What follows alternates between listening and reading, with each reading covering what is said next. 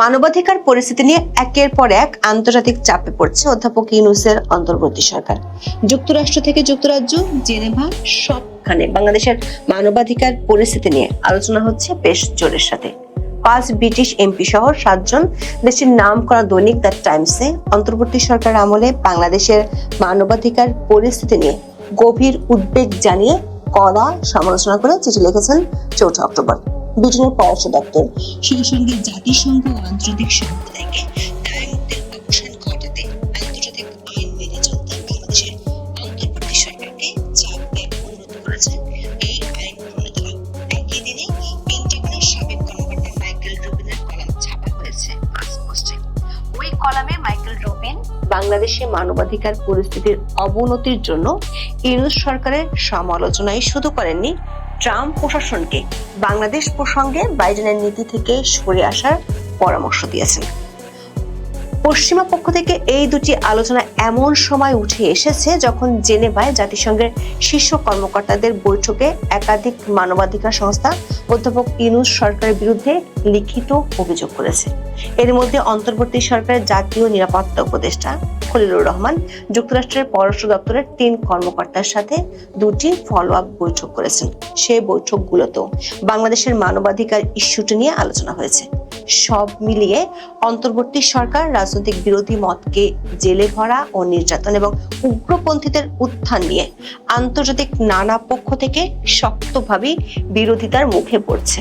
প্রশ্ন হলো, দেশে সমস্যা দেখা দিলে অধ্যাপক ইউনূস বিএনপি সহ মিত্রদের উপর ভর করে পরিস্থিতি সামাল দেন, কিন্তু বিদেশিদের চাপ থেকে মুক্ত হতে কার ওপর ভর করবেন? বিস্তারিত জানতে চলুন যাওয়া যাক বিশ্লেষণে।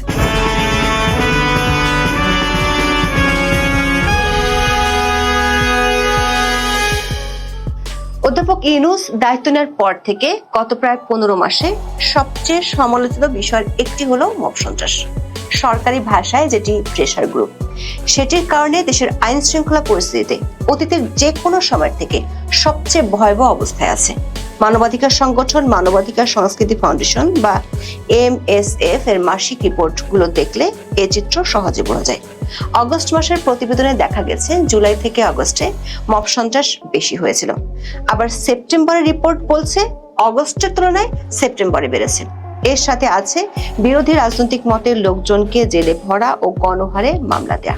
শুধু আওয়ামী লীগের নেতা কর্মীদের কি নয়, মুক্তিযুদ্ধের পক্ষে কথা বলেছেন এমন বেশ কয়েকজন সাংবাদিক, শিক্ষক ও মুক্তিযোদ্ধাকেও গ্রেপ্তার করতে দেখা গেছে।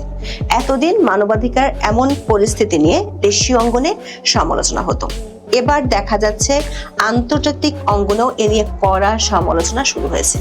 এদের মধ্যে অনেকে অধ্যাপক ইউনূস সরকারের উপর এর জন্য চাপ প্রয়োগ করার জন্য আন্তর্জাতিক শক্তিশালী পক্ষগুলোর প্রতি আহ্বান জানিয়েছেন। 5 ব্রিটিশ এমপি, ব্রিটিশ পার্লামেন্টের উচ্চকক্ষের একজন সদস্য এবং একজন আইনজীবী সব মিলিয়ে 7 জনের একটি চিঠি প্রকাশ করেছে যুক্তরাজ্য ভিত্তিক সংবাদ মাধ্যম দ্য টাইমস। চিঠিটি ছাপা হয়েছে 4 অক্টোবর। চিঠিতে তারা বাংলাদেশের মানবাধিকার পরিস্থিতি নিয়ে গভীর উদ্বেগ প্রকাশ করে যুক্তরাজ্য সরকারের পাশাপাশি জাতিসংঘ ও আন্তর্জাতিক সম্প্রদায়কে এ বিষয়ে কঠিন পদক্ষেপ নেওয়ার আহ্বান জানিয়েছেন।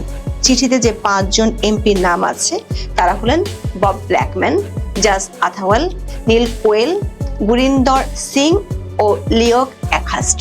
বব ব্ল্যাকম্যান ব্রিটিশ কনজারভেটিভ পার্টির রাজনীতিবিদ, যিনি 2010 সাল থেকে হ্যারো ইস্টের সংসদ সদস্য হিসেবে দায়িত্ব পালন করছেন। বাকি 4 জন ব্রিটিশ লেবার পার্টির এমপি।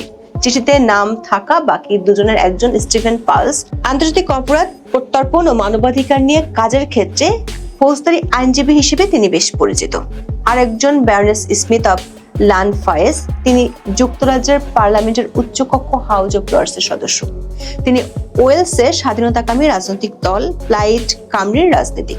দর্শক, টাইমসের এই পাতায় বিভিন্ন শ্রেণী পেশার মানুষ নানা বিষয়ে নিজেদের ভাবনা, প্রতিক্রিয়া কিংবা দাবি দাওয়া তুলে ধরেন। এর মধ্যে বাংলাদেশিদের অধিকার শিরোনামে নিজেদের উদ্বেগের কথা তুলে ধরেন 5 আইন প্রণেতা, 1 আইনজীবী এবং 1 জন রাজনীতিক।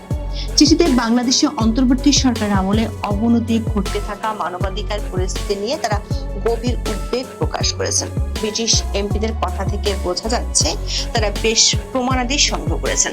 নিজেদের বক্তব্যের পক্ষে যুক্তি দিয়ে তারা লিখেছেন, এমন অনেক নির্ভরযোগ্য প্রতিবেদন আছে যেগুলোতে বাংলাদেশের বিচার ব্যবস্থার ব্যর্থতা, জামিন দিতে অস্বীকৃতি, রাজনৈতিক উদ্দেশ্য প্রণীত ধরপাকড়, আসন্ন নির্বাচনে কিছু দলকে নিষিদ্ধ করা এবং সংখ্যালঘু সম্প্রদায়ের উপর নির্যাতন চালানো সহ ক্রমবর্ধমান সহিংসতার বিষয় তুলে ধরা হয়েছে।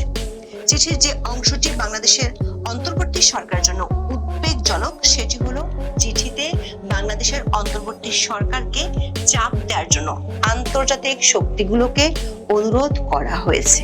চিঠিতে এই আইন প্রণেতারা ব্রিটিশ সরকার, বিশেষ করে পররাষ্ট্র দপ্তর, সেই সঙ্গে জাতিসংঘ আন্তর্জাতিক সম্প্রদায়কে আহ্বান জানান যে তারা যেন ন্যায় বিচার ও নাগরিক স্বাধীনতা নিশ্চিন্তে এবং দায়মুক্তির অবসান ঘটাতে আন্তর্জাতিক আইন মেনে চলতে বাংলাদেশের অন্তর্বর্তী সরকারকে চাপ দেন। তার নির্দিষ্ট সময়সীমার মধ্যে শান্তিপূর্ণ নির্বাচন আয়োজন এবং একটি স্থিতিশীল বেসামরিক সরকার প্রতিষ্ঠার আহ্বান জানান। তারা মনে করেন এটি বাংলাদেশে আস্থা ও জবাবদিহিতা পুনঃপ্রতিষ্ঠায় অত্যন্ত জরুরি। একই দিন মার্কিন পেন্টাগনের সাবেক কর্মকর্তা মাইকেল রুবিনেরও একটি কলাম প্রকাশিত হয় ফার্স্ট পোস্টে।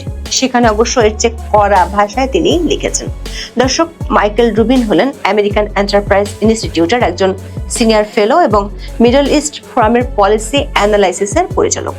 রুবিন বাংলাদেশে 2008 সালের জাতীয় সংসদ নির্বাচনের সময় একটি দ্বিদলীয় মার্কিন প্রতিনিধি দলের হয়ে নির্বাচন পর্যবেক্ষক ছিলেন। সে অভিজ্ঞতা তুলে ধরে নিবন্ধের শুরুতে বিগত আওয়ামী লীগ সরকারের বেশ সমালোচনা করেন। বিশেষ করে সবশেষ দুটি নির্বাচনের সমালোচনা করেন তিনি। তবে রুবিন মনে করেন 2024 সালে নির্বাচিত হওয়ার পর আন্দোলনের মুখে শেখ হাসিনার মেয়াদ প্রিমেচিউর ভাবে কিংবা অকালে শেষ হয়েছে। মাইকেল রুবিন দাবি করেন শেখ হাসিনার অপসারণের পর তৎকালীন মার্কিন রাষ্ট্রপতি জো বাইডেন বাংলাদেশের কথিত গণতান্ত্রিক পরিবর্তন উদযাপন করেছিলেন। গত বছরের 24শে সেপ্টেম্বর জো বাইডেন ও মোহাম্মদ ইউনূসের সাথে জাতিসংঘে দেখা হয়। সে সময় হোয়াইট হাউস যে বিবৃতি দিয়েছে সেটিও স্মরণ করে দেন রুবিন। সে বিবৃতিতে প্রতিশ্রুতি দেওয়া হয় যে বাংলাদেশ যখন তার নতুন সংস্কার এজেন্ডা বাস্তবায়ন করবে তখন মার্কিন যুক্তরাষ্ট্রের সমর্থন অব্যাহত থাকবে। রুবিন মনে করেন মোহাম্মদ ইউনূসের অজুহাত এবং ব্যাখ্যাকে হুবহু বিশ্বাস না করে ট্রাম্প এবং মার্কো রুবিওর উচিত বাইডেনের সরল এবং ব্যর্থ নীতিগুলো থেকে সরে আসা। অধ্যাপক ইউনূস যেভাবে সংস্কার কাজ চালাচ্ছেন তার তীব্র সমালোচনা করেছেন মাইকেল রুবিন। তিনি দাবি করেন ডক্টর ইউনূস যেগুলোকে সংস্কার হিসেবে তুলে ধরছেন তা অন্য কোনো নামে স্বৈরতন্ত্র এবং প্রতিশোধ ছাড়া কিছুই না। বিশেষ করে তিনি মানবাধিকার পরিস্থিতি নিয়ে অধ্যাপক ইউনূস সরকারের সমালোচনা করেন। বলেন ডক্টর ইউনূস কারাগার খুলে দিয়েছেন এবং ইসলামপন্থী ও সন্ত্রাসীদের মুক্তি দিয়েছেন, তবে তা মানবাধিকারের কারণে নয়, বরং তার রাজনৈতিক প্রতিপক্ষদের জন্য জায়গা তৈরি করার জন্য। দর্শক, ভাষাগত ভিন্নতা থাকলেও প্রায় কাছাকাছি রকমের সমালোচনা ব্রিটিশ এমপিদের চিঠিতে দেখতে পাওয়া যায়। মাইকেল রুবিন অধ্যাপক ইউনূসের বিরুদ্ধে একটি গুরুতর অভিযোগ এনেছেন তার লেখায়। অধ্যাপক ইউনূসের সাথে তিনি ইয়েমেনের মুসলিম ব্রাদারহুড কর্মী তাওয়াক্কুল কারমানের মিল খুঁজে পেয়েছেন। বলেছেন কারমান যেভাবে তার পুরস্কারকে ব্যক্তিগত ও রাজনৈতিক এজেন্ডা বাস্তবায়নের ঢাল হিসেবে ব্যবহার করেছিলেন, অধ্যাপক ইউনূসও তেমনটি করছেন, যেটি শান্তি ও ন্যায় বিচারের চেয়ে প্রতিশোধ এবং ঘৃণার উপর বেশি নির্ভরশীল। রুবিন মনে করেন ট্রাম্প প্রশাসন, বিশেষ করে তার পররাষ্ট্রমন্ত্রী মার্কো রুবিও বাংলাদেশ ইস্যুতে জো বাইডেনের পথেই হাঁটছে।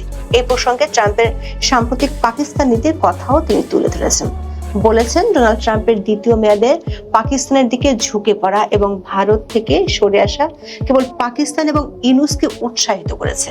তিনি সতর্ক করে বলেছেন এ ধরনের নীতির ভবিষ্যৎ হতে পারে জিমি কার্টার ইরানের সেই নীতি, যেখানে কার্টার আয়াতুল্লাহ খোমেনিকে দিয়ে ধর্মীয় শাসনের পরিবর্তে গণতন্ত্র চেয়েছিলেন।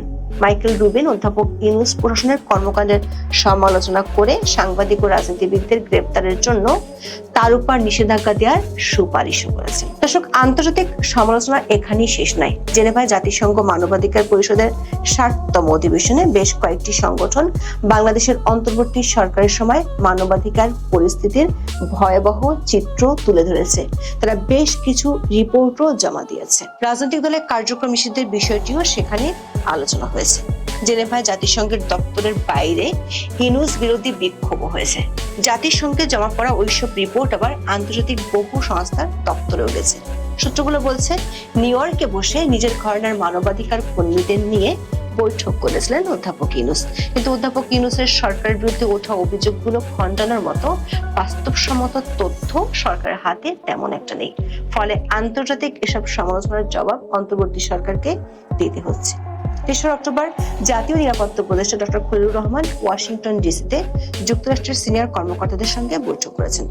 যুক্তরাষ্ট্রের পররাষ্ট্র বিষয়ক আন্ডার সেক্রেটারি অ্যালিসন হুকারের সাথে তার বৈঠক হয়। এছাড়া মার্কিন পররাষ্ট্র দপ্তরের principal deputy assistant secretary Nicole Chulick এবং ডেপুটি অ্যাসিস্ট্যান্ট সেক্রেটারি অ্যান্ড্রু হারাপের সঙ্গেও বৈঠক হয়েছে। দর্শক, গত এপ্রিলে বাংলাদেশ সফরে এসেছিলেন নিকোল চুলিক এবং অ্যান্ড্রু হারাপ। তখন আলোচনার বিষয় ছিল আরাকান আর্মিকে সহায়তা করার জন্য মানবিক করিডোর দেয়া, কিন্তু সেনাবাহিনীর আপত্তির কারণে মার্কিন সে প্রস্তাবে সাহায্য করতে পারেনি সরকার। সূত্রগুলো বলছে এপ্রিলের বৈঠকের ফলো আপ ছিল শুক্রবারের বৈঠক। রাখাইন করিডোর থেকে সরে যেতে বাধ্য হওয়ায় এখন সরকারকে মানবাধিকার ইস্যুটি নিয়ে মার্কিন চাপেও পড়তে হচ্ছে। যদিও সরকারের পক্ষ থেকে দাবি করা হয়েছে ফেব্রুয়ারিতে অনুষ্ঠিতব্য নির্বাচনের প্রস্তুতিতে অন্তর্বর্তী সরকার পদক্ষেপের প্রতি যুক্তরাষ্ট্র সমর্থন জানিয়েছে। তবে সূত্রগুলো বলছে আন্তর্জাতিক নানা মহল থেকে বাংলাদেশের মানবাধিকার পরিস্থিতির অবনতি আর রাজনৈতিক বিরোধীদের দমনের বিরুদ্ধে যে চাপ আসছে সেটি সামাল দেওয়া সরকারের পক্ষে সামনের দিনগুলোতে কঠিন হয়ে পড়বে। এখন এ পর্যন্ত সবাই ভালো থাকুন, সুস্থ থাকুন, নিরাপদে থাকুন। দেখা হবে আগামী পর্বে।